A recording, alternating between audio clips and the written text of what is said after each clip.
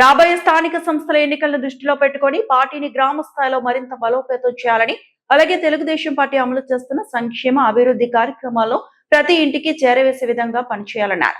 రాష్ట్ర రవాణా శాఖ మంత్రి మండిపల్లి రాంప్రసాద్ రెడ్డి సోదరుడు లక్ష్మీ ప్రసాద్ రెడ్డి రాయచోటిలోని ఓ ప్రైవేట్ హోటల్ నందు తెలుగుదేశం పార్టీ ముఖ్య నేతలతో ఏర్పాటు చేసిన సమావేశంలో ఆయన మాట్లాడుతూ, పార్టీ కార్యకర్తలే తెలుగుదేశం పార్టీకి అసలైన బలమని, వారి కృషి అంకిత భావంతోనే స్థానిక సంస్థల ఎన్నికలలో ఘన విజయం సాధించగలమని ఆయన విశ్వాసం వ్యక్తం చేశారు. చంద్రబాబు నాయుడు గారి నాయకత్వం, నారా లోకేష్ బాబు గారి నాయకత్వం, మండిపల్లి రాంప్రసాద్ రెడ్డి గారి నాయకత్వం. ప్లీజ్ దయవుంచి కేంద్రంలో కాంగ్రెస్ పెట్టుబడి చేతులు ఒక్కసారి.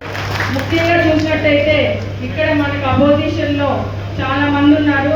అలాంటి వాళ్ళకి మనం గండి కొట్టాలి అంటే ఇదే సరైన అవకాశం అని మనస్ఫూర్తిగా తెలియజేసుకుంటున్నాం.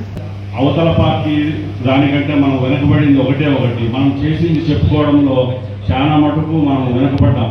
ఎందుకంటే మీతో పాటు మేము కూడా వెనకబడ్డామని కూడా నాకు తెలుస్తుంది. ఎందుకంటే మనకు ఇచ్చిన 2 ఏళ్ల సమయం చాలా పెద్ద సమయం కాదు. మనకున్న 5 ఏళ్లలో మనం వచ్చి 2 ఏళ్లలోనే సుమారు 10 మండలానికి వెళ్తే ఇవి చేశాము అని చెప్పుకునేదానికి అభివృద్ధి కార్యక్రమాలు ఉన్నాయి, దాంతోపాటు సంక్షేమ కార్యక్రమాలు ఉన్నాయి. మనము ముందు ప్రభుత్వం లాగా కేవలం సంక్షేమం ఇచ్చేసామని చెప్పుకోకుండా మనం అభివృద్ధి కింద కూడా మనం ముందడుగు వేసాం. కాబట్టి ఈరోజు చెప్పేదానికి కూడా వాళ్ళకంటే తెలిసి చెప్పచ్చు. మనం ప్రతి ప్రోగ్రాం మనము చేసే దాంట్లో మనం చెప్పేదానికి ప్రభుత్వం 5 ఏళ్లలో చెప్పుకుంటారు. జగన్మోహన్ రెడ్డి ప్రభుత్వంలో బాగా సంక్షేమ కార్యక్రమాలు చేశారు, ఏమి అభివృద్ధి చేయకపోయినా కూడా అందరికీ డబ్బులు వచ్చేసినాయి, హ్యాపీగా ఉన్నారు అని ఈ రోజు కూడా చాలా నోట్లలో వినపడుతుంటాయి. నేను ఒకటి చెప్తున్నా, ఆ ప్రభుత్వం ఇచ్చిన దానికి మనం ఎగేసి ఇచ్చినాము, కానీ ₹1 తక్కువ చేయలేదు.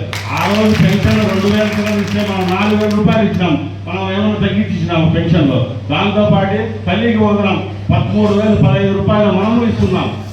అలాంటి పథకాలు ఎన్నో మనం చేస్తున్నాం. కానీ మనం చేసే దాంట్లో మనము ఎంత ముందున్నామో చెప్పుకునే దాంట్లో వెనకబడ్డామని, దాంట్లో కూడా మన రాయచోటిలో మనము చాలా వెనకబడ్డామనిపిస్తుంది. ఎందుకంటే ఇప్పుడు 2 సంవత్సరాలకు ముందు, ఈరోజు సంవత్సరం ముందు పల్లెల్లో మనం ఎలక్షన్ టైంలో కూడా ఏ గ్రామానికి వెళ్ళినా కూడా మనకు బిందెలు ఎత్తుకొని వచ్చేవాళ్ళు. మనం ఇప్పుడు సుమారు 18 నెలలు అయింది. దాంతో పోల్చుకుంటే ఈరోజు కూడా నీటి సమస్య గురించి చాలా గ్రామాల్లో వస్తున్నారు. ఎందుకంటే మన దగ్గర 200-300 పల్లెలు లేవు, 900 పల్లెలు ఉన్నాయి. 900 పల్లెల్లో ఏ 10, 15, 20 నెలకు ఒకసారి బోర్ ఎండిపోతా ఉంటుంది, వస్తూ ఉంటారు.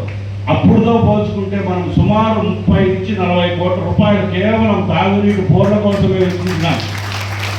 ఆ డబ్బులు కూడా మనం ఎవరు ఉపయోగించలేని ఒక డిఎంఎఫ్ అనే గ్రాంట్ను పట్టుకొని, ఆ గ్రాంట్ను మనం 3 కాంట్రాక్టర్లను పట్టుకొని వాళ్ళకి బోర్లు ఇచ్చి, దాంతోపాటు వాళ్ళతోనే మోటార్లు ఇచ్చి, దాంతోపాటు మన కార్యకర్తలు నాయకులు వాళ్ళ సొంత డబ్బులు పెట్టుకొని కూడా ఈరోజు కూడా చాలా మందికి బిల్లులు రాకుండా చేస్తే ఈరోజు రాంప్రసాద్ తమ్ముడు మేనల్లుడు అనే మాట ఇంకా రాకూడదు అనేది మాకు కూడా. ఎందుకంటే మా కుటుంబంలో ఆయన మినిస్టర్గా ఉన్నాడు, ఎమ్మెల్యేగా చేశాడు. కాబట్టి నెక్స్ట్ పదవులు అనేది మాకేం అవసరం లేదు. కాబట్టి మనకు నాయకత్వ లోపం చాలా